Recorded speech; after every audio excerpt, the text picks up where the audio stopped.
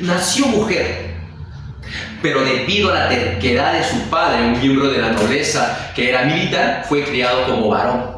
Así es, fue criado como varón porque eso es lo que quería su padre, quería un varón. Su padre le pondrá el nombre de Oscar. Y a la edad de 14 años, Oscar formaría parte de la Guardia Real, aquellos que se encargarían de cuidar a la princesa María Antonieta de Austria, la hija de la emperatriz María Teresa de Habsburgo y futura reina de Francia, María Antonieta. Con el paso del tiempo, Oscar se convirtió en el comandante que dirigía la guardia y más adelante sería trasladado a la guardia militar. Aquella guardia que se encargaba de cuidar el recinto en el cual se reunían los estados generales. No sé si has escuchado esa palabra, los estados generales. La asamblea francesa en la cual se reúnen los miembros de las tres clases sociales, nobleza, clero y pueblo. Pues bien, se encargaban de cuidar la guardia. En otras palabras, profesor, lo que usted me está hablando es acerca de ese acontecimiento de gran impacto, de gran trascendencia, de gran importancia a nivel mundial que se llama la Revolución Francesa. Sí, así es. La historia que te estoy contando acerca de Oscar se transcurre en ese contexto de la llamada Revolución Francesa. Y Oscar va a tener que decidir si cumplir su juramento de fidelidad al rey, un rey que en ese momento era Luis XVI Borbón, o apoyar al pueblo que se levantaba en armas, dirigido por la burguesía e inspirado en los ideales de la Ilustración: igualdad, libertad y fraternidad. Ya te voy a explicar un poco de todo eso si es que no me estás entendiendo de qué estoy hablando, ¿ok? Por lo tanto, Oscar tendrá que decidir. Y es en ese momento, en esa realidad de Oscar, es en que en Oscar brota de sí, sale dentro de sí su verdadera naturaleza, su esencia, su verdadero ser. En otras palabras, su lado femenino. Pues chicos, su lado femenino. Pues, ¿qué pasó? ¿Qué pasó? Se enamoró. Se enamoró. Y se enamoró de uno de los hombres que acompañaba, es decir, de la guardia a la cual ella dirigía, o él dirigía. Se va a enamorar de uno de los que formaban parte de esa guardia. Y él no reniega de su verdadera naturaleza, se entrega al amor como pareja de este personaje, de este otro soldado que se encargaba de cuidar al rey. Será recordada como Lady entonces, muy cariñosamente por aquellos que la amaban. No sé si alguno de ustedes habrá escuchado, quizás ustedes jóvenes que están escuchando, nadie les suena lo que les estoy contando, pero les apuesto que si tienen algún tío o algún hermano mayor de 30 años, ellos sí van a entender lo que les estoy hablando. ¿Sí? Lady Oscar, chicos, es una historia, es narrada, es un dibujo, por decirlo así, que fue estrenado en 1979 en Japón y que constaba de 40 capítulos. Un dibujo de la época que no solamente te dio a conocer el contexto de la Revolución Francesa, cómo se dieron sus antecedentes y cómo estalló la Revolución Francesa, sino al mismo tiempo este dibujo Lady Oscar, ¿no? Lady Oscar, también conocida como la Rosa de Versalles, también estaba rompiendo un paradigma, un modelo de la época en la cual se tomaba siempre al varón como el personaje principal de los dibujos o de las películas, ¿no? Y estaba rompiendo ese molde al presentar a una mujer ahora como el personaje principal. Claro que se le va a crear como varón, pero al final su lado femenino sale triunfando, demostrando que era ella una mujer realmente, ¿no es así? Y bueno, al final muere, ¿no? Al final, el 14 de julio de 1789, fecha en la cual el pueblo de París está tomando por asalto la Bastilla, ella junto con su guardia están apoyando al pueblo. Y efectivamente es lo que va a pasar durante la revolución, chicos. Cuando estudiemos la Revolución Francesa, vamos a ver que gran parte del ejército leal al rey va a cambiar de bando, va a apoyar al pueblo en este levantamiento. Por eso que el rey Luis XVI va a ser fácilmente derrocado, porque se queda sin el respaldo del ejército, que no todos, obvio, muchos le van a ser fieles por si acaso, que una parte de ellos se va a ir con la revolución. ¿Ok? Ahora, chicos, vayamos a lo que realmente nos interesa, que es los acontecimientos históricos, la Revolución Francesa. Muy buenos días ante todo, mi nombre es Luis Luna Velázquez, profesor de Historia Universal. Para todos mis alumnos, mis exalumnos que me estén escuchando ahí, vamos a desarrollar uno de los acontecimientos más trascendentales, más importantes de la historia. Ahí vamos. La Revolución Francesa, chicos, es un acontecimiento de gran trascendencia a nivel universal. La Revolución Francesa se inicia en el año 1789 y finaliza 10 años después, en 1799. La Revolución Francesa se inicia formalmente un 14 de julio con la toma de la Bastilla y finaliza 10 años después cuando Napoleón Bonaparte da el golpe de Estado a una asamblea llamada el Directorio. Golpe que es muy recordado con el nombre de el golpe del 18 Brumario. Ahora, número 1, antes de empezar a desarrollar el tema, ¿qué debemos tener en cuenta? Algunas cosas importantes. Número 1, chicos, hay que recordar ¿qué es una revolución? Ten en cuenta que una revolución es todo proceso que provoca grandes cambios en la estructura política, económica y social de algún lugar. Eso es una revolución.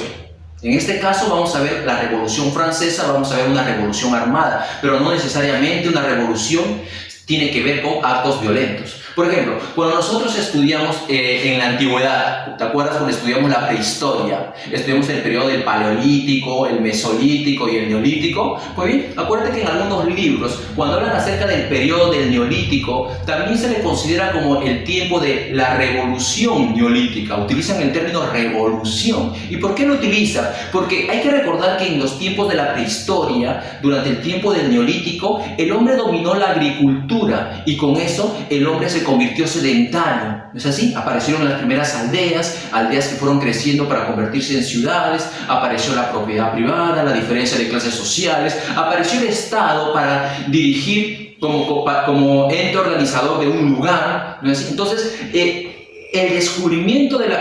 dominio de la agricultura durante el periodo del Neolítico hizo que la forma de vida del hombre cambiara completamente, cambió nuestro tipo de economía. Dejamos de tener una economía parasitaria para tener una economía de subsistencia, ya que el hombre produce sus alimentos gracias a la agricultura, ¿sí o no? Cambió nuestra sociedad, cambió nuestra política. Entonces, como estamos frente a un gran cambio de todo eso, estamos frente a una revolución. Por eso que al neolítico también se le puede llamar la revolución neolítica, al tiempo en el cual se dominó la agricultura. No sé si me estás entendiendo. Si no me estás entendiendo, vamos a otro ejemplo. Más actual. Siglo XVIII, XIX, siglo XX. La revolución industrial. No veas que no has escuchado la revolución industrial, pues hijo, no me digas. La revolución industrial, ¿qué cosa es? Aquel proceso tecnológico por el cual la producción pasó de ser manufacturada, hecha a manos, para ser mecanizada, es decir, elaborada por las máquinas, ¿sí? Por la aparición de las máquinas la producción cambia, la burguesía adquiere un mayor poder económico, ¿no es así? Políticamente, económicamente hay grandes ingresos gracias a la compra y venta de nuevos productos, bienes y servicios. Aparecen por todos lados, aparece el avión, aparecen los barcos, aparecen los ferrocarriles, aparece la radio, aparece el cinematógrafo, la primera vacuna. Entonces, estamos frente a un acontecimiento revolucionario cuando hablamos acerca de la revolución industrial, ¿sí o no?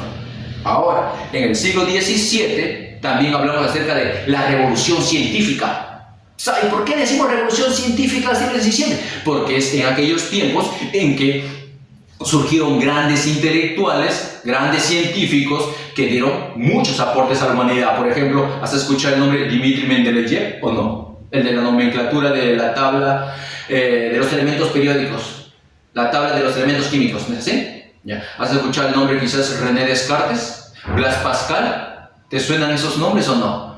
Isaac Newton, ya pues toda esa gente, ¿sí? Está haciendo de forma separada, obviamente, están dando grandes aportes a la humanidad. Entonces, la revolución científica, se utiliza ese término. En esta oportunidad estamos frente a otra revolución, que es una revolución armada, pero que va a dar grandes cambios en lo político, en lo económico y en lo social. Punto cerrado. Espero que hasta ahí me hayas entendido lo que te estoy diciendo. Una revolución es un proceso de grandes cambios en la estructura política, económica y social de algún lugar.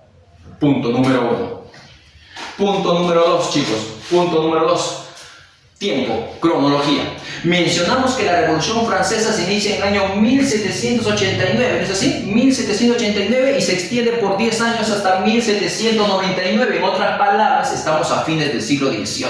Y si estamos en el siglo XVIII, recuerda que a ese siglo se le conoce como el siglo de las luces, debido al desarrollo de la Ilustración. ¿Te acuerdas temas pasados o no? Montesquieu, Rousseau, Voltaire. Aquellos filósofos que se caracterizaron por su alto espíritu crítico y su búsqueda de la razón. Aquellos que criticaban la diferencia de clases sociales, que criticaban los privilegios del clero, que criticaban los privilegios de la nobleza, aquellos que proponían nuevas formas de gobierno. Ya, eso es la Ilustración, ¿sí o no? Y esa Ilustración o Iluminismo fue parte del siglo XVIII, ¿sí? Quiere decir que al siglo XVIII se le llama el siglo de las luces. En otras palabras, la Revolución Francesa se está desarrollando en el siglo XVIII, conocido como el siglo de las luces. ¿Por qué? Porque en ese siglo se dio la Ilustración. Ahora, si desde Francia, que está allá en Europa, cruzamos el gigantesco océano Atlántico y venimos a América, a Sudamérica, venimos a nuestra realidad, venimos al Perú, y estamos a fines del siglo XVIII, entonces tú recordarás, hijo, que en esos momentos, en esos tiempos, el Perú está en plena colonia. Somos colonia española, con el nombre de Virreinato de el Perú. Si estamos en el siglo XVIII, por historia del Perú, tú debes saber que en el Virreinato del Perú, en ese siglo, se aplicó la llamada Reforma Borbónicas. No sé si tú recuerdas que en ese momento, en ese siglo XVIII, mediante la Reforma Borbónicas, apareció el Virreinato de Río de la Plata, futura Argentina, el Virreinato de Nueva Granada, futura Colombia, Ecuador. ¿Es así? Eso era parte de la Reforma Borbónicas, y la Reforma Borbónica se dan en el siglo XVIII, mismo siglo de la Ilustración Europea, mismo siglo en el cual en América del Norte las 13 colonias están adquiriendo su independencia para llamarse luego Estados Unidos, mismo siglo en el cual está estallando la Revolución Francesa. Más aún, un último dato, 1780-81, mira, unos años antes nada más, 1780-81, tú deberías saber, hijo, tú deberías saber, aquí, ¿quién se está levantando en armas contra los abusos de los españoles, contra los abusos de los corregidores, debido a la Reforma Borbónica, debido a los excesos en el cobro de la mitad? Dime, ¿quién? Yo sé que tú sabes.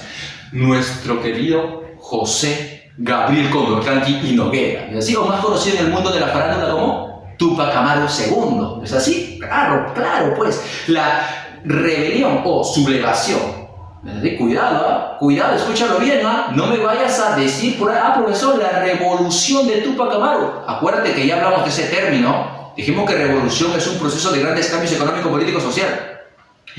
Lo que hizo Túpac Amaru aquí fue un gran levantamiento, sí, ¿no? Lo máximo, ¿no? Túpac Amaru, lo máximo, pero no se dieron grandes cambios en la estructura política, económica y social del virreinato. Profesor, ¿sí hubo consecuencias? Claro, hijo, sí hubo consecuencias, pero no se dieron grandes cambios que modifiquen. Seguimos siendo colonia en ese momento, la economía se siguió llevando de la misma manera. Por lo tanto, no podemos hablar de una revolución de Túpac Amaru. ¿Qué término utilizamos? Sublevación, levantamiento armado, ¿no? De Túpac Amaru. Bueno, el punto está de que Túpac Amaru II o José Gabriel Condorcanqui junto a Julián Apaza, Tomás Tito Condemaita, Cristóbal Túpac Amaru, Micaela Bastidas, su esposa, que es así su pareja, todos ellos se están levantando contra la dominación española, ¿no? Al final van a morir. Pero bueno, aquí el punto está de que lo que estamos haciendo en este momento es una cronología. Entonces, espero que esta parte haya quedado clara. Estamos en el siglo XVIII. En el siglo XVIII, ¿qué cosa se da? En América del Norte, la independencia de las 13 colonias, ¿no? Están haciendo Estados Unidos en el siglo XVIII. ¿Qué se está dando en Europa? La Ilustración, o siglo de las luces. A fines de ese siglo, ¿qué se está dando? La Revolución Francesa. Y en ese mismo siglo, ¿qué se está dando aquí en el Perú? El Virreinato de el Perú. Y dentro del Virreinato, en 1780-81, la sublevación de Túpac Amaru II. Listo, punto, ya lo relacionamos entonces. Punto número 3. Último, chicos, punto número 3. Número 3. ¿Por qué estudiamos la Revolución Francesa? ¿Qué cosa tiene de importante para darle muchas horas de nuestro tiempo al estudio de este acontecimiento? ¿Ya? Tome en cuenta que a lo largo de la edad contemporánea se da una serie de muchas revoluciones armadas. La Revolución Rusa, que dio origen al primer país socialista del mundo, la Unión Soviética. La Revolución Cubana, que a la larga, más adelante, provocó que surja el primer país socialista en América. Tenemos la Guerra Civil China, o también llamada la Revolución China de Mao Zedong. Tenemos la Revolución Mexicana de Emilio Zapata, Pancho Villa, Francisco Madero, allá en México, ¿no? Claro, los cuates que están peleando, chavo, no. Entonces hay muchas revoluciones, hijos, que se han dado a lo largo de toda la historia contemporánea. Sin embargo, ¿por qué la Revolución Francesa marca un hito? La Revolución Francesa recuerda que simbólicamente nos marca el fin de la edad moderna y el inicio de la edad contemporánea. No sé si recuerdas eso, ¿sí? La Revolución Francesa se toma como uno de los 4 acontecimientos que marcan el fin de una edad y el inicio de otra edad. ¿Ok? Entonces, no es cualquier cosa. La pregunta es ¿por qué se estudia tan? Inclusive, ¿por qué tantas preguntas? Si tú revisas los últimos exámenes de San Marcos, bueno, de los últimos años, vas a ver que hay una gran cantidad de preguntas sobre este tema, la Revolución Francesa, es que han venido en los exámenes de admisión.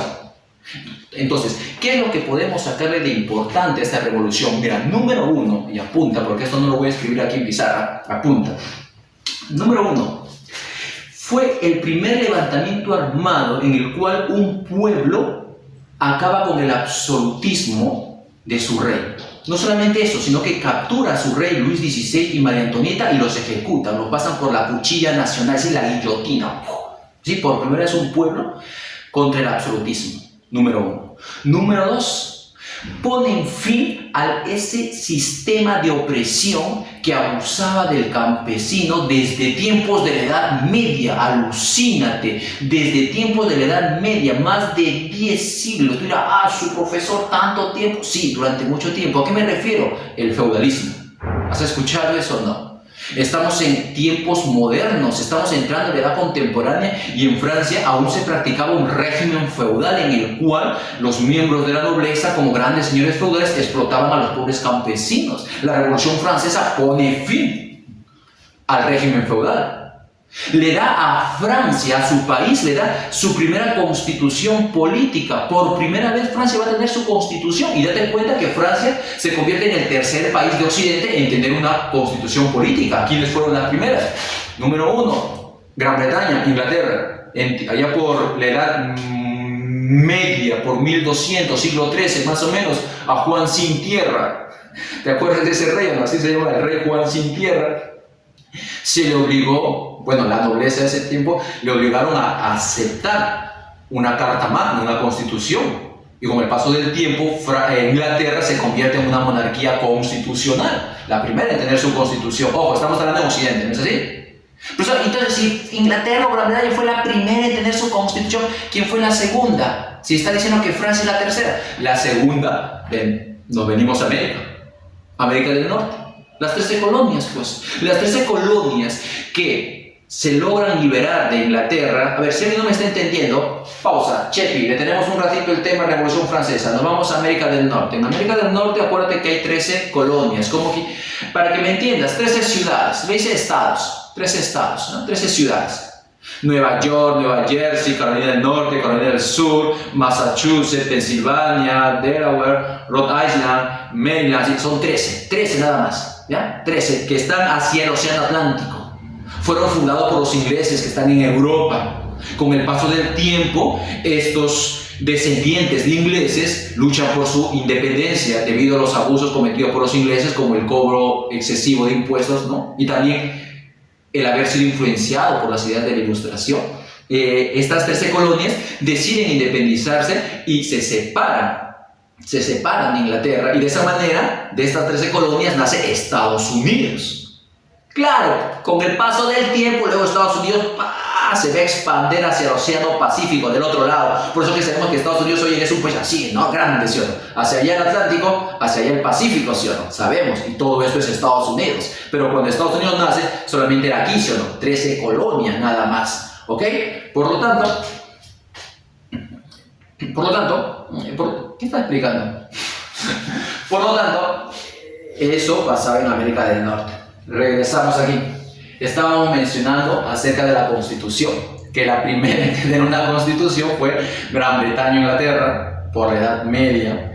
La segunda en tener una Constitución política fue los Estados Unidos, cuando se independizan de los ingleses. Y la tercera en poseer una Constitución política será Francia, gracias a esta revolución que va a llevar a cabo. Entonces date cuenta que hay muchas consecuencias de gran impacto que trae esta revolución. Número 1, simbólicamente, marca el final de la edad moderna y el inicio de la edad contemporánea. Número 2, acaba con el absolutismo, primer pueblo en levantarse y acabar con el absolutismo de su monarca, de su rey. Acaban con la monarquía absoluta, establecen una monarquía constitucional y más adelante dan paso a una república todavía encima, para que te lo sepas. Más hasta eso van a llegar. Número 3, acaban con el régimen feudal, ese sistema de explotación abusivo de esos señores feudales, esos hijos de Francia que abusaban del pobre campesinado. Chao, acaban con eso. Número 4, van a obtener su primera constitución política, y si no estás satisfecho con todo esto, apúntale uno más en tu cuaderno. Número 5, otorgarán la Declaración de los Derechos del Hombre y del Ciudadano. Van a sentar las bases de la declaración, claro, inspirado también en la Declaración de Independencia de los Estados Unidos, ¿no? Por si acaso, es un primer gran paso, la Declaración de los Derechos del Hombre y del Ciudadano. Ahora, por ahí siempre hay un crítico, ya lo sé, gozada, siempre hay un criticón por ahí de, profesor, sí, pero esa Declaración de los Derechos del Hombre y del Ciudadano que va a dar Francia era solamente para los ciudadanos, ¿ya? Y para los varones, no para las mujeres, no para todo el pueblo, sino solo para los ciudadanos, es decir, aquellos que podían pagar sus impuestos. El pobre campesino, la persona más humilde, no era considerado ciudadano y por lo tanto para ellos no. Ya, si me vas a venir con eso, tienes razón. La Declaración de los Derechos del Hombre y del Ciudadano era limitada. No es pues nuestra Declaración Universal, ¿no? Todavía no lo es, pero es un gran paso, es un gran logro el que se va a dar con esta declaración. Por lo tanto, ahí tienes apuntado, por ejemplo, ya 5 datos que te estoy dando por qué la Revolución Francesa es importante. Se acabó. Pasamos a la pizarra. Número 1, la Revolución Francesa. A ver, ¿dónde está mi tiza? Ya no es tiza, ya no, esos plumones. En mis tiempos eran tiza, pues chicos. A ver, la Revolución Francesa. ¿Qué le ponemos aquí? Para que apuntes ahí en tu cuadernito, hijo, apunta y mira. Ponemos levantamiento. ¿Eso es la revolución o no? Levantamiento, ¿qué? Armado, pues eso tiene que ser, sino ¿cómo? Levantamiento armado. ¿Pero de quién? Del pueblo. Claro, levantamiento armado del pueblo. Bueno, aunque es obvio que es el francés, ¿no? Pero vamos a ponerlo de todas maneras, ¿ya? Levantamiento armado del pueblo francés. Hay que recordarlo aquí, ¿ya? Francés, ¿ya? Dirigido, liderado, lo voy a poner, ¿ya? Liderado, esto es importantísimo. Si te olvidas de esta parte, mejor olvídate todo, ¿ah? Esto es lo más, bueno, no es lo más importante, sino... escúchame, ¿ya? Escucha, liderado, a ver, ahí está, levantamiento armado del pueblo francés, liderado por, esta palabrita lo quiero poner de otro color para que lo resaltes en tu cuaderno, nunca te olvides de esta palabrita, mira, liderado por la burguesía, ¿ok? Al final de la Revolución Francesa, chicos, entérense, quien sale beneficiado es la burguesía y no todo el pueblo, ¿ya? Ahorita vamos a explicar paso por paso, ahorita solamente vaya adaptándote a los nombres que te voy dando. Levantamiento armado del pueblo francés, liderado por la burguesía, contra, no te lo estoy diciendo a ti, sino, mira acá, ¿contra quién? Contra ¿Contra quién? Contra el rey. Y ya sabes quién es el rey, te dije hace un momento, el rey, ¿quién era? Luchito, ¿no es así? Luchito, el rey Luis. Luis, qué bonito nombre, ¿eh? Luis XVI, perteneciente a la casa de los Borbones. Luis XVI Borbón. Y no solamente es contra Luis XVI, por si acaso, inclusive chicos, inclusive al inicio no era contra el propio Luis XVI, sino era contra todo aquello que iba detrás de Luis XVI. Mira acá, escucha esta palabrita nueva. Contra el rey Luis XVI Borbón y el antiguo régimen. Eso te tiene que quedar bien claro, mira. Y el antiguo régimen. Y todo aquello que representaba el antiguo régimen. Contra ello es la revolución. Una vez más, chicos, a ver, todos desde su casa. Levantamiento armado del pueblo francés, eso es obvio, tiene que ser ahí, liderado por la burguesía, que inicialmente está formando parte del pueblo, contra el rey Luis XVI, que en ese momento había tomado el trono, perteneciente a la casa de los Borbón, y el antiguo régimen. Ahora habría que entender qué cosa venía a ser el régimen, chicos. El antiguo régimen, como su propio nombre lo dice, antiguo, antes, quiere decir cuál era el régimen, cuál era la manera de llevar la política, la economía y la sociedad en Francia antes del estallido de la Revolución Francesa. Eso es lo que quiere eliminar la revolución, quiere eliminar el antes, quiere eliminar el antiguo régimen, quiere eliminar la forma política, cómo se estaba llevando Francia, quiere eliminar la forma social, cómo se estaba llevando Francia, quiere entender mi clase. Si es que no me estás entendiendo, ¿a qué lo vas a entender? Mira acá, ¿ya? Por si no me estás entendiendo.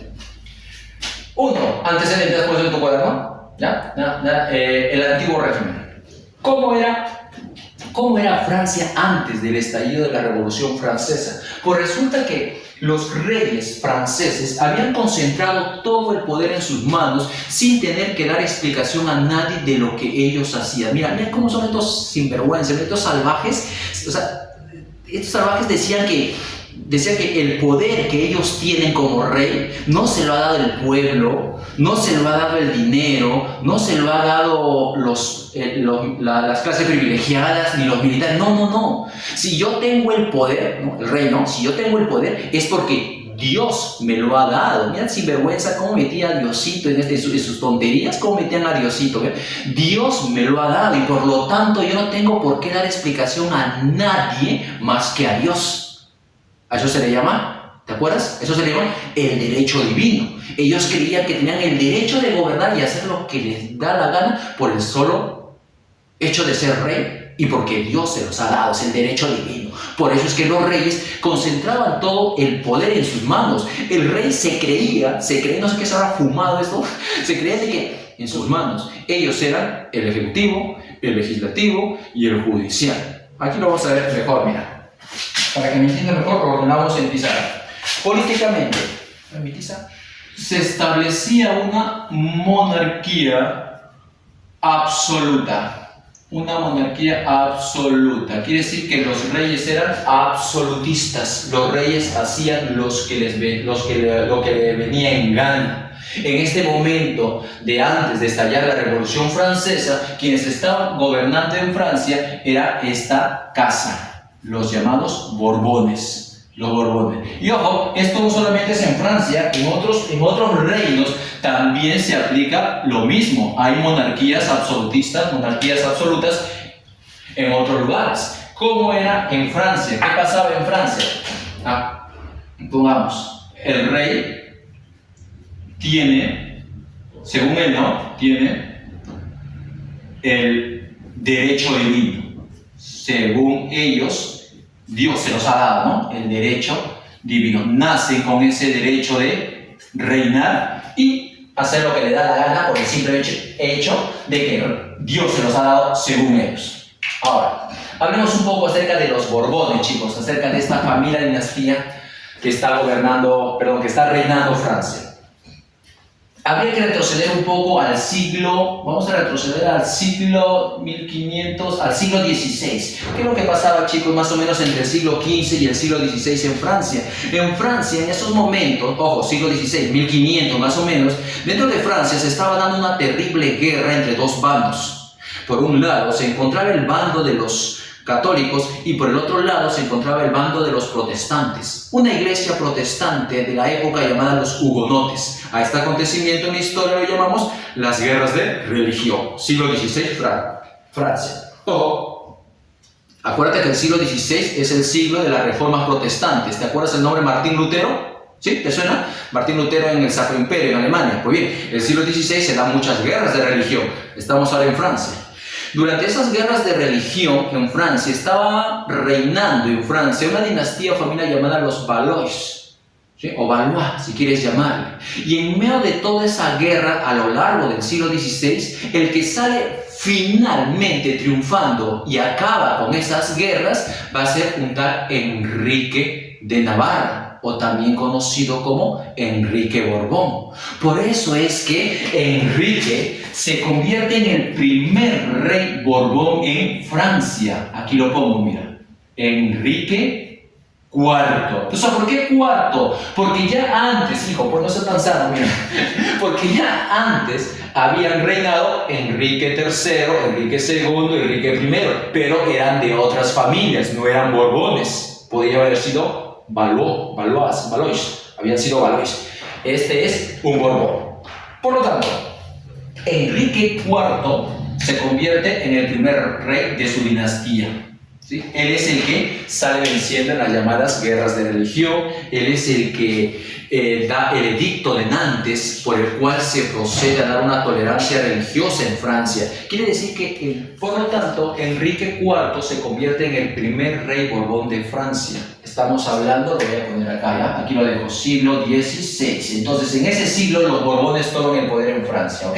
Enrique IV, por ejemplo, lo recordamos bastante porque él era un rey protestante. Perdón, él era un personaje protestante. Sin embargo, para poder tomar el trono en Francia, él tiene que convertirse al catolicismo. Y de esa manera es que se acepta de que este vencedor de las guerras sea el nuevo rey.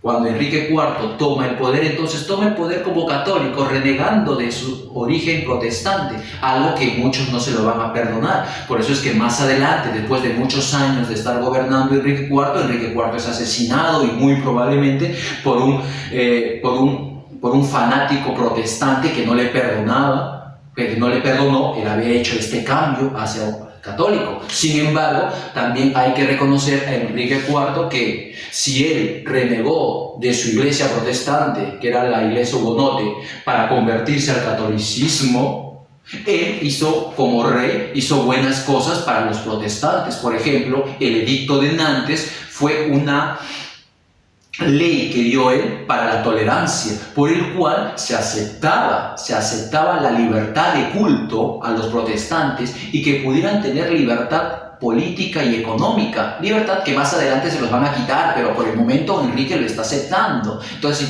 si tú te das cuenta, Enrique jugó muy bien sus cartas para apoyar al bando del cual él había salido.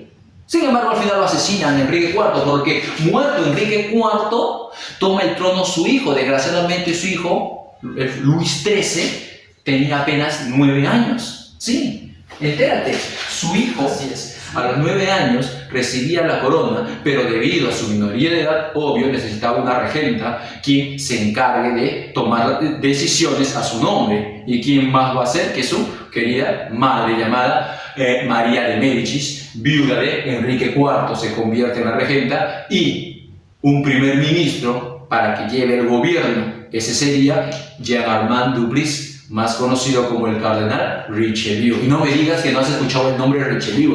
Richelieu deberías haberlo escuchado, porque Richelieu fue un personaje que sentó las bases para el absolutismo en Francia. Ahora, durante el reinado de Luis XIII y la gran política de gobierno que aplicó Richelieu, la economía francesa va a ir mejorando, va a ir creciendo. Ya quedó atrás quedó en el siglo atrás aquella crisis económica y política que sufrieron debido en parte a las guerras de religión en que se enfrascaron durante ese siglo anterior. Ahora no, ahora va mucho mejor con Luis XIII, tanto así que Francia se puede dar el lujo inclusive de entrometerse en una guerra internacional, sí, con todo respeto, la muy metiche, sin que la llamen, sin que le inviten, metió sus narices a una guerra que no era suya, que estalla en el Sacro Imperio Romano Germánico, pero que Francia la hace suya al participar.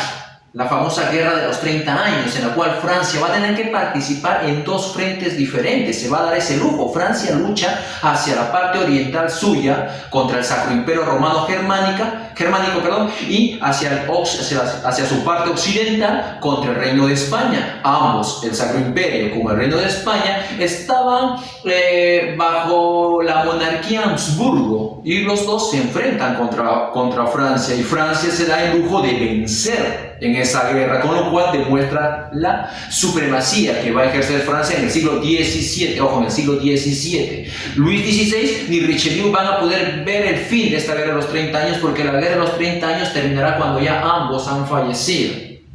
Cuando Luis XIII fallece, quien va a heredar el trono, obviamente, es su hijo Luis XIV, que continúa, va a heredar, imagínate, Luis XIV, su hijo, hereda el trono, apenas tenía 4 años, sí, alucínate, profesor, rey a los 4, oh, me caigo, sí, a los 4 años, más aún. Luis XIII, que estaba casado con Ana de Austria, no tenían hijos, 5 años, 10 años, intentando, 15 años, todo sea por el reino, 16 años, 17, y no tenían hijos. Alucínate, cuando más de 18 años después de casados con Ana de Austria, ahí recién logran tener al futuro Luis XIV. No sé si habrá sido con ayuda o sin ayuda, la cuestión está de que nació. De ahí van a tener un segundo hijo todavía, poco tiempo después, y de ahí nada más, ¡pum!, muere Luis XIII.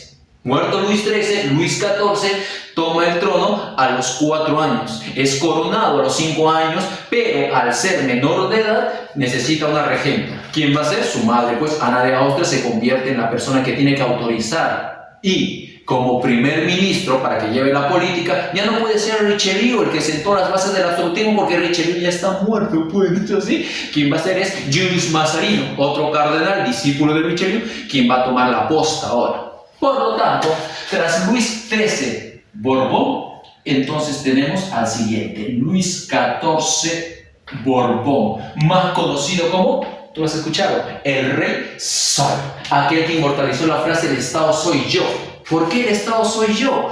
Porque Luis XIV es recordado como el máximo representante del absolutismo. En Francia no se hace nada, no se autoriza nada, no se construye nada, si es que antes no ha pasado por mis manos. Yo soy el poder ejecutivo, legislativo y judicial.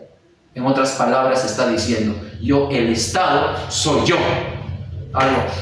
Algo así. Es el máximo representante del absolutismo entonces francés, Luis XIV. Y durante su reinado, Francia es toda una potencia europea, es la principal. Durante el reinado de Luis XIV es que salen triunfando en la guerra de los 30 años, y Luis XIV, de muy buena economía, con su hábil economista de Hacienda, Jean-Baptiste Colbert, ¿no? Durante ese tiempo, Francia se puede dar el lujo de entrometerse en otras guerras adicionales, como por ejemplo la guerra de sucesión española. En Francia se estaban peleando por el trono debido a que Carlos II Habsburgo, el hechizado, ¿te suena o no? Carlos II, el hechizado, había fallecido, y el trono se lo estaban disputando con Felipe de Anjou, un francés perteneciente a la casa Borbón, en otras palabras, familiar de Luis XIV. Luis XIV, caramba, que mi familia, los Borbón en Francia, me conviene, por eso que Luis XIV Borbón apoya a Felipe de Anjou, y de esa manera Felipe de Anjou logra vencer en la guerra de sucesión española y toma el trono de España. Ese Felipe de Anjou se convierte en el primer rey Borbón en trono español con el título de Felipe V. Date cuenta que a qué estoy yendo. Mira, terminó la guerra de los 30 años, luego se entrometió en la guerra de sucesión española, y por si fuera poco, luego participa en la llamada guerra de los 7 años. ¿Has escuchado eso o no? La guerra de los 7 años. La guerra de los 7 años, chicos, es considerada como una pequeña Primera Guerra Mundial. Ya que este enfrentamiento se va a desarrollar no solamente en Europa, en África, en la India, sino también en América del Norte y América del Sur. Sí, América del Sur, aquí, profesor, donde estoy yo en mi casa. No, acá no, pues hijo, no seas salvaje. No, sino en la parte del Río de la Plata, pero en América del Sur. En esta guerra de los 7 años, hijo, se van a enfrentar España, Portugal, participa Francia, participa Gran Bretaña, participa Rusia, Austria, Prusia. Entonces, una gran cantidad de potencias bajo diferentes intereses se están enfrascando en esta guerra. Y a Francia no le va a ir bien en la guerra de los 7 años, que está participando con el siguiente personaje que vamos a ver a continuación. Tras Luis XIV, sube al trono Luis XV. La guerra de los 7 años, chicos, va a ser un fracaso para Francia, ya que pierde ante Inglaterra muchas de sus principales colonias, entre ellos pierde lo que actualmente es Canadá. Claro que en ese tiempo no se llamaba de esa manera, no, pero pierde esa parte. Más adelante, las 13 colonias, ¿te acuerdas que van a levantarse en armas contra Inglaterra para obtener su independencia y que nazca Estados Unidos? Se va a querer cobrarse la revancha frente a los ingleses y querer recuperar alguna de las colonias perdidas en la guerra de los 7 años. Por eso es que Francia, ¿qué va a hacer? Va a apoyar a las 13 colonias de América para que luchen por su independencia. Y la ayuda no es cualquier cosa, chicos, por si acaso, cuando las 13 colonias en América del Norte están luchando por su independencia, envían a Inglaterra un diplomático, Benjamin Franklin, a que busque apoyo de algún país europeo, y quien responde es Francia y España. Con tal de fastidiar a Inglaterra, Francia rápido se apunta, ¿no? Yo, ¿no? Sin importarle el enorme orificio que van a hacerle a su economía, va a participar. Como quien dice, Francia se la tenía jurada a los ingleses, ¿no? Me ganaste la guerra de los 7 años, bien, ahora te fregaste, acá me desquito. Y de esa manera Francia ayuda a las 13 colonias del norte de América, no solamente con una flota, es decir, no solamente con barcos de guerra, no solamente enviando parte de su ejército a luchar, sino también con ayuda económica, sí, le desembolsó una gran cantidad de dinero. Y de esa manera, si tú te das cuenta, estamos frente a una Francia que, con el paso del tiempo, a través de sus diferentes reyes, están enfrascados en diferentes guerras. Dime tú si eso en algún momento no va a causar una enorme crisis económica. Durante el reinado de Luis XIV no se siente la crisis, ya que Francia está pasando por su mejor tiempo. Pero se enfrasca en la guerra de los 30 años, posteriormente en la guerra de sucesión española. Cuando tenemos a Luis XV, lo estamos viendo en la guerra de los 7 años, ayudando a la independencia de las 13 colonias. Por lo tanto, cuando venga el siguiente rey, es ahí donde se va a ver los problemas económicos. Cuando Luis XV fallece, toma el trono el personaje que nos interesa, chicos, miren. Luis XVI, aquel que estuvo casado con María Antonieta Habsburgo, ese personaje, este es el que nos interesa, porque la Revolución Francesa estalla contra él. Espero que hasta ahí me estés entendiendo. Mira, más o menos así. ¿Qué cosa era el antiguo régimen? El antiguo régimen era aquella forma de gobierno francés que se da antes de la Revolución Francesa, en la cual se practicaba una política absolutista a mano de los Borbones, quienes creían tener un derecho divino. Tenemos, por ejemplo, a todos los Borbones aquí, desde Enrique IV, el que dio el edicto de Nantes, tolerancia a los protestantes, Luis XIII, el que participa en la guerra de los 30 años, Luis XIV, el Rey Sol, el que participó en muchas guerras y también mandó a construir un lujoso palacio. Chicos, ese es otro de los problemas que vamos a ver en la Revolución Francesa. ¿Cuál es de las principales causas de la Revolución Francesa? La grave crisis económica. No había dinero en el Estado, eso se llama déficit presupuestario, déficit fiscal. No hay dinero en el Estado. ¿Y por qué no hay? ¿Por qué faltaba dinero? Por las excesivas guerras que había afrontado anteriormente, ya te las estoy contando. ¿Ya? Participó en la guerra de los 7 años, participó en la independencia de las 13 colonias, mucho gasta. Y también, ¿dónde se gasta? o perdón dicho, ¿dónde se malgasta? En lujosas fiestas que se despilfarraba en el lujoso Palacio de Versalles. Ese Palacio de Versalles que fue construido por Luis XIV y que va a ser tomado como la tumba de Francia, como se le va a conocer, porque si algún día Francia se arruina económicamente, será por culpa de las fiestas que se celebran en ese lugar. Así se decía. Y de ahí el nombre de la tumba de Francia para ese lujoso Palacio de Versalles. Ya vamos a ver en forma ordenada recién las causas. ¿Sí? Si me estás entendiendo, excelente, muy bien por ti. Si no me estás entendiendo, con calma, no te preocupes, no digas, no entiendo, ¿qué está hablando? Mucho habla. No te preocupes, lo vamos a ordenar recién las causas. Estamos empezando poco a poco. Ahorita tú ya sabes que el antiguo régimen en política era una monarquía absolutista Francia y que los reyes decían tener derecho divino. Eran reinados por los Borbones y aquí hemos hecho un pequeño repaso de los principales reyes Borbones y te has enterado ahí de pasada, te has enterado de que Francia se dirige hacia una grave crisis económica. Eso te das cuenta si uno mira tanto dinero gasta, ¿no? Se va hacia una crisis económica. Económicamente, ¿qué pasaba? Demasiados impuestos, ¿no? Era un sistema de explotación hacia el pueblo. Demasiados impuestos al tercer estado. ¿No me entiendes esta palabrita? Ahorita te lo explico, déjalo ahí. Sí, hay que recordar que su economía era de tipo feudal. ¿Por qué de tipo feudal? Porque la tierra tiene mucho... porque los miembros de la nobleza tienen muchas tierras y en esas tierras explotan a los campesinos, a quienes les hacen pagar impuestos y les hacen trabajar para ellos. Su economía aún, si bien hay actividad comercial, todavía se basa en ese antiguo sistema de opresión de tiempos de la Edad Media. Y socialmente, ¿cómo era el antiguo régimen? Aquí está pues, mira esto de acá. Mira esta pirámide que te estoy señalando aquí, antiguo régimen.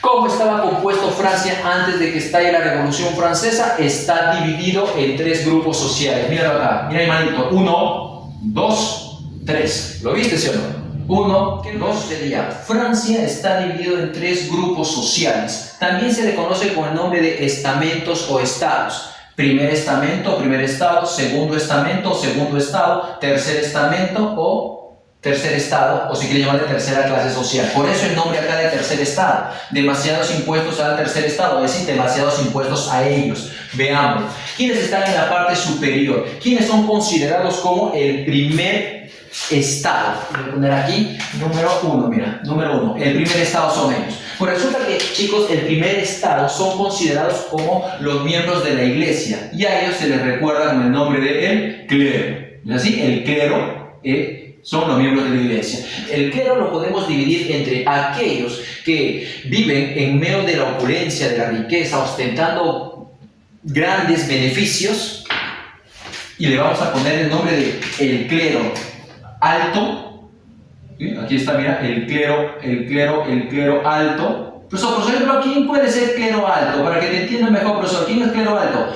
Los arzobispos, los obispos, los cardenales, aquellas personas que nunca van a ver la miseria y la explotación con la cual vive el pueblo. Aquellos que viven en medio de la riqueza y nunca les va a faltar que comer. Aquellos que se llenan la boca diciendo, todo sea por Dios, pero muy bien que se alimentan bien, que tienen muchas riquezas, tienen muchas propiedades, muchísimos privilegios. Y por aquí tenemos al clero bajo. ¿Quiénes son ellos? Aquellas personas que sí están en contacto con el pueblo y por lo tanto ven el sufrimiento del pueblo. Ejemplo, los párrocos, las monjas, ¿no? Los sacerdotes, pues. Es decir, aquellos que dan las misas los fines de semana, esas personas que ven el sufrimiento del pueblo, esos son el clero bajo. Por lo tanto, son personas más humildes, pero socialmente están en la parte superior. Por lo tanto, escúchalo bien, cuando la Revolución Francesa estalle, vamos a ver que el clero alto inmediatamente va a rechazar la revolución.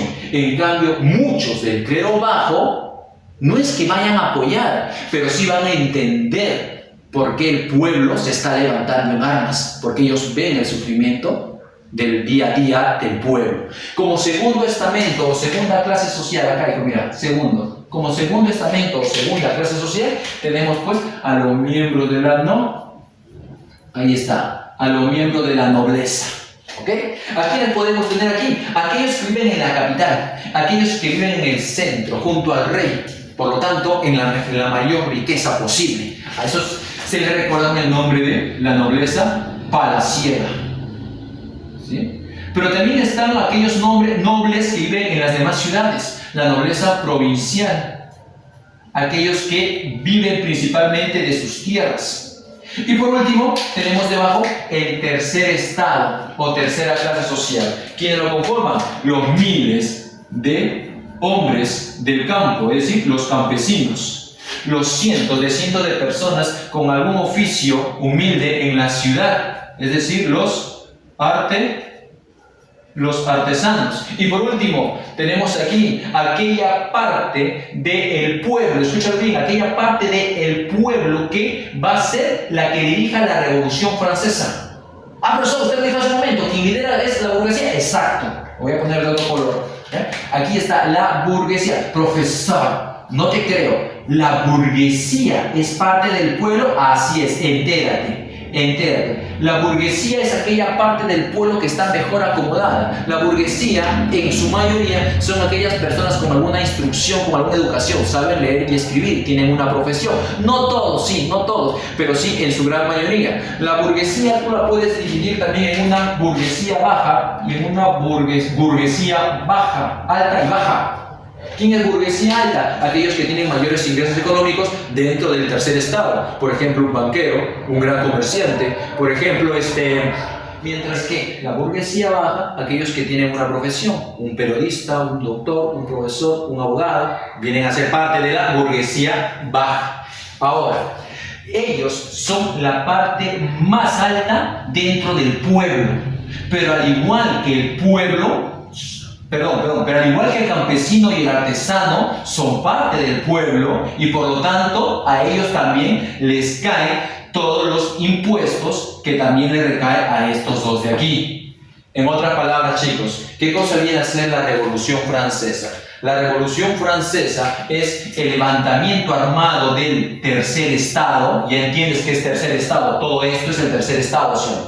Repito, la Revolución Francesa es el levantamiento del tercer estado contra los abusos que comete el segundo estado y el primer estado. Profesor, ¿y el rey? ¿Dónde está el rey? Obvio que el rey no está dentro de ninguna de las tres clases sociales. El rey, por derecho divino, está por encima de los tres grupos. El rey está aquí, mira. El rey está en la cúspide, en la parte superior. En otras palabras, volvemos a repetir, ¿qué es la Revolución Francesa? La Revolución Francesa es el levantamiento del tercer estado, de ellos, contra los abusos de las dos primeras clases y la monarquía absolutista del rey. ¿Me entendiste hasta ahí o no? Creo que se entiende, ¿sí o no? ¿Liderados por quién? Por ellos. Ellos lideran. Pero ¿quiénes son los que salen y mueren en las calles luchando? Los campesinos, los artesanos. ¿Sí? ¿Quiénes son los que van a formar más adelante parte del ejército revolucionario? Los campesinos y los artesanos. ¿Sí?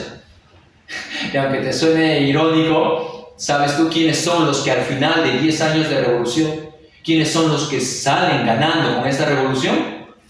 La burguesía. Ellos salen ganando con esta revolución. Pero ¿y el campesino y el artesano? No sale ganando. No sale ganando. ¿Okay? Vamos a ver por qué está ahí entonces esta revolución. Tú ya la sabes, ya lo sabes ya. Primera causa, los abusos de los reyes. El rey concentra todo el poder. ¿Cómo se le llama eso? ¿Cómo se le llama? Dime. Ya lo dije. ¿Te acuerdas o no? A eso se le conoce con el nombre de... Vamos, concentración del poder en manos del rey, absolutismo. En otras palabras, primera causa, el absolutismo del rey. El absolutismo del rey. En este caso la revolución le cayó a Luis XVI, ¿no? Pero Luis XV también fue absolutista. Luis XIV fue el peor, te dije. Él es el que se gana, él es el máximo absolutista de todos, fue el peor de todos, ¿no? Muy bien. Ahora, primera causa, el absolutismo del rey. Segunda causa, la grave crisis económica que afronta Francia. Y eso también ya lo hemos visto, ya. Tú ya te das cuenta por qué. Ah, despilfarro del dinero del Estado en lujosas fiestas. ¿Dónde se dan esas fiestas? En ese lugar que mandó a construir Luis XIV. Luis XIV, aquel personaje que impuso la moda en su época. No sé si habías escuchado a Luis XIV, que tenía pues en las imágenes se observa es como él le gustaba posar con sus zapatos charol, taco alto, unas enormes medias que hacía parecer como si fueran panties de mujer, ¿no? Y su traje de rey, que remataba más o menos a la altura de la rodilla, un poquito más arriba. Entonces tú lo ves en la foto, está ahí todo elegante, con su especie de minifalda, parece como si tuviera unas panties y con su zapato charol taco alto. Ya te imaginas, esa, como tú, comprenderás, no era de ese tipo, no, es la moda que impone en ese tiempo Luis XIV. Este Luis XIV, el rey Sol, construyó ese lujoso palacio en Versalles, y ahí se van a llevar lujosas fiestas en Palacio de Versalles. Inclusive hace un momento yo te dije cómo se le llamó Palacio de Versalles. Hace un momento yo te dije cómo se le va a conocer a este lugar. ¿Te acuerdas? La tumba de Francia, ¿no? Listo, entonces, despilfarro B, anteriores conflictos armados. Ahí está. Por culpa de los conflictos armados es que está en crisis económica, ¿no? ¿Te acuerdas que te dije que participó en la guerra de 7 años, luego la guerra de la independencia de las 13 colonias? Y aquí inclusive faltaría mencionar todavía la crisis agraria en la agricultura. Parece que el destino hubiese querido que todos los factores se junten para que estalle en Francia esta revolución, porque cada cierto tiempo había crisis agraria en Francia, y un detalle importante: un año antes de que estalle la revolución, en el 88, se dio una de las peores crisis agrarias, se dio una enorme sequía, ¿ya? Y esa enorme sequía, lluvia, pues no hay lluvia, y de esa manera no hubo buena producción, no hubo buena cosecha. Pero ¿sabes eso qué tiene que ver? Al no haber buena cosecha, ¿qué pasa con lo poco que hay? Su precio se eleva, y al elevarse los precios, las personas humildes, las personas del pueblo, no pueden acceder, no pueden comprar lo que necesitan para poder sobrevivir. El precio de los cereales se elevó, el día a día, ¿qué producto era parte del día a día de la persona del pueblo? El pan. El precio del pan se elevó. ¿Esto qué causa? Un enorme malestar social. Si las personas salen a las calles a protestar, salen muchas veces pues a intentar saquear y obtener algo que comer. ¿Te das cuenta cómo todo está unido para que estalle la Revolución Francesa o no? 1. Absolutismo del rey, causa política. 2. Grave crisis, ya sea por el despilfarro del dinero en lujosas fiestas del palacio, ya sea por la crisis agraria o ya sea por los anteriores conflictos armados, pero hay una crisis económica. No hay dinero en el Estado, y eso se le llama déficit fiscal. No hay dinero en el Estado. Número 3, ¿qué otras causas hay? Punto.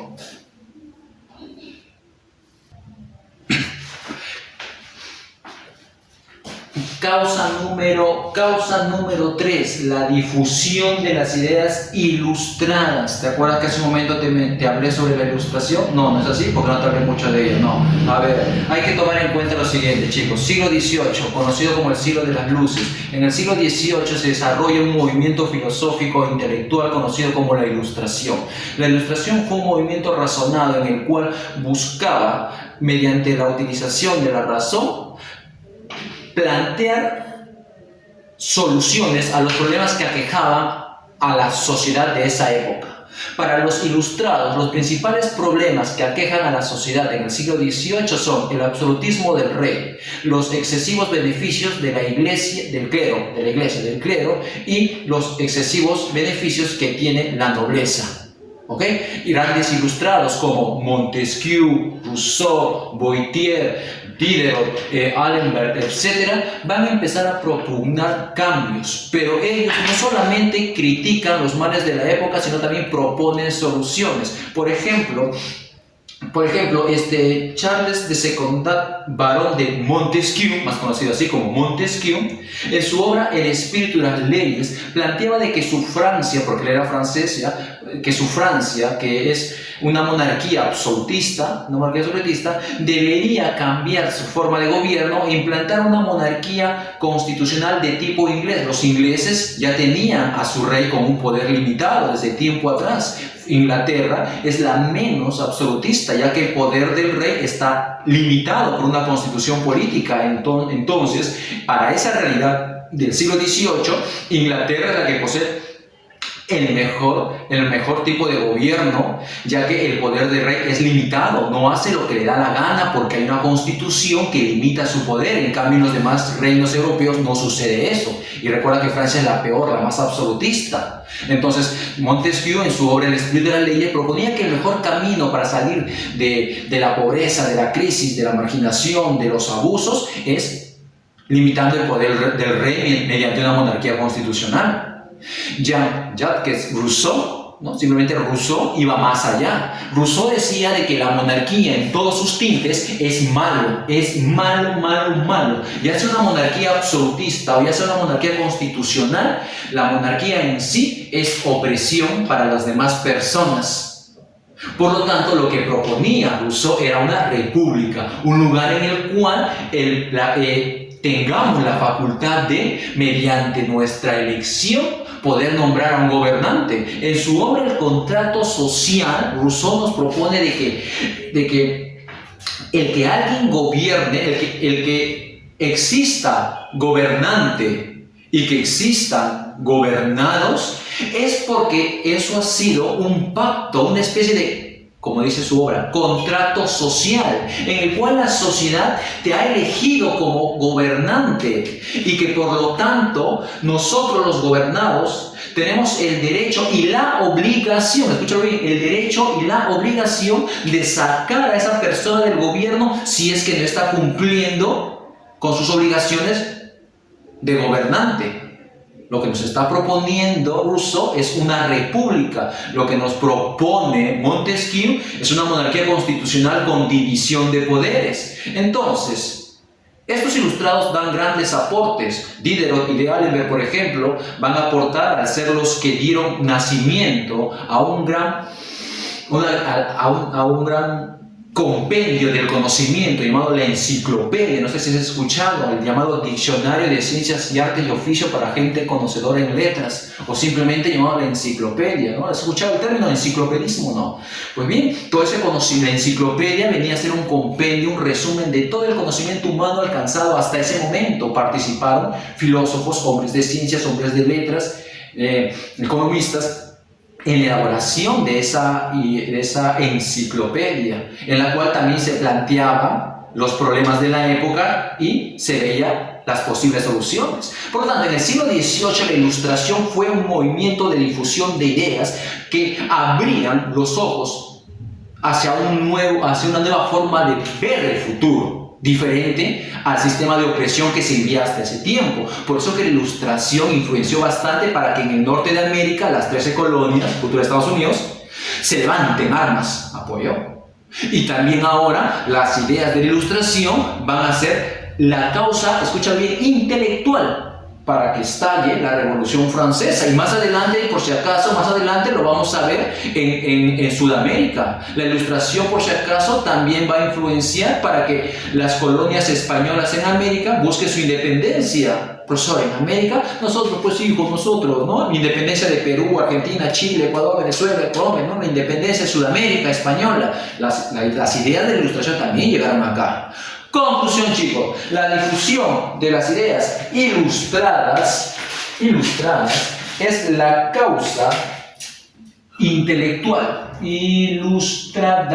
La difusión de las ideas ilustradas es la causa intelectual para que estalle la Revolución Francesa. ¿Ok? Montesquieu, Rousseau, Voltaire, su contrato social, su espíritu de las leyes, la enciclopedia, Diderot, de Alembert, todos ellos van a apoyar a través de su pensamiento. Número 4, marginación política de la burguesía. Aquí está. Algunos me dirán que, profesor, esa es la principal causa. Yo he leído en mi librito de mi academia, no le ponen Revolución Francesa, profesor, en mi librito le ponen Revolución Burguesa.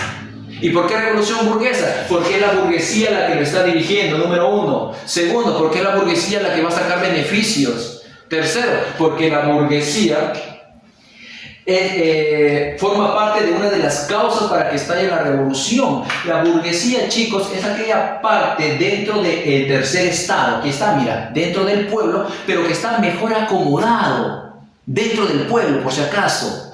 Pero que, como forman parte del tercer estado, también sufren todos los impuestos que se le pagan grabando. El clero y la nobleza, con todo respeto, son una sarta de parásitos que viven del trabajo del pueblo. Ellos no trabajan, ellos viven de lo que pagan ellos. La burguesía entiende de que ellos no pueden seguir progresando, no van a poder seguir ascendiendo más económicamente si es que tantos impuestos los están frenando. Entonces, como burgués, tú te pones a pensar y dices, caramba, ¿cuál es la única manera de yo obtener más poder económico? Obteniendo el poder político, pues. Porque si yo tomo el poder en mi país, yo voy a dar las leyes adecuadas, ideales, para poder crecer económicamente, ¿sí o no? ¿Estás entendiendo la idea o no? La burguesía tiene una gran ambición por tomar el poder político. Por eso que ellos van a representar al pueblo, al campesino y al artesano, y les van a decir: a las armas, pueblo, en busca de libertad, igualdad, fraternidad. Y el campesino y el artesano le cree y sale a las calles a luchar. Sí, basta de absolutismo.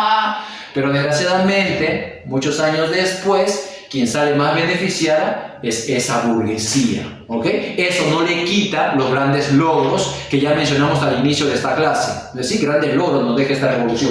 Número 5, y con eso terminamos causa, chicos. Demasiados impuestos al campesino, claro. Al artesano también, pero al burgués también le cae, ¿no es así? En otras palabras, al pueblo, a todos.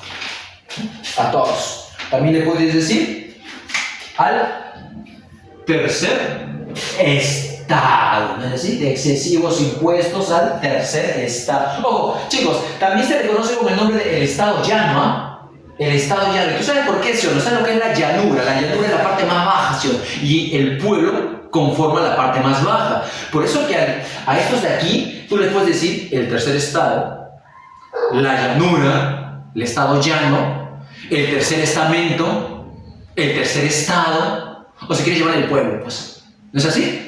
Estos de aquí. Por lo tanto, chicos, sabiendo de que Francia está tan mal, absolutismo del rey, grave crisis económica, crisis agraria, los precios suben, ¿no es así? Grave crisis agraria, la difusión de las ideas ilustradas que se te van metiendo a la cabeza, que los burgueses quieren tomar el poder, que el pobre pueblo se mata trabajando y contando sus moneditas para poder pagar sus impuestos. Entonces, tú sabes que todo eso se junta y en algún momento, ¡pum!, estalla la revolución. ¿Cuándo estalla la revolución? Cuando destituye a Necker. La destitución de Necker será la cereza del pastel, será la gota que termine por rebalsar el vaso. La chispa que enciende el fuego será la destitución de Necker. Ahora, si tú te preguntas, ¿y quién es Necker? Ahora te vas a enterar quién es Jacques Necker. Te voy a hablar acerca de este economista Jacques Necker a continuación, así que escúchame.